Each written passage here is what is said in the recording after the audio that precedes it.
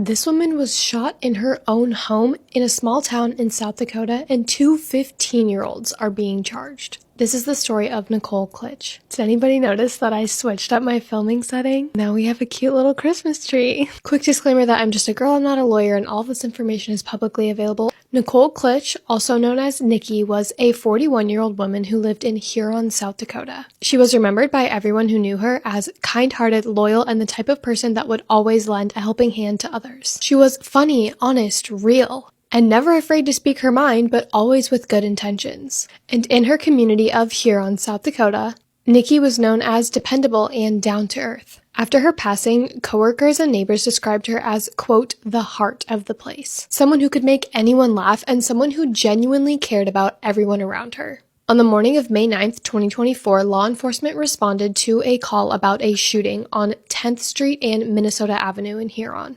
Authorities got to the scene and quickly confirmed that Nikki had passed away from multiple gunshot wounds, and a big investigation was launched. Authorities temporarily evacuated the apartment complex building that Nichole had passed away in. The case was then transferred from the Beadle County to the Brookings County due to a conflict of interest with the newly appointed Beadle County State's Attorney. So over the next few months, attorneys gathered evidence, interviewed witnesses, processed the crime scene, and prepared hopefully for a prosecution. On May 14th, investigators identified one 15-year-old male suspect, and then a month later on June 13th, they identified another female suspect. The female suspect was also 15 years old. So let me get this straight. A 41-year-old mother who is loved by her entire community gets shot multiple times by two 15-year-olds? Make it make sense, because it doesn't. Allegedly, both of the teens knew Nikki, but prosecutors have not released how or what that relationship was, nor have they publicly released the motive.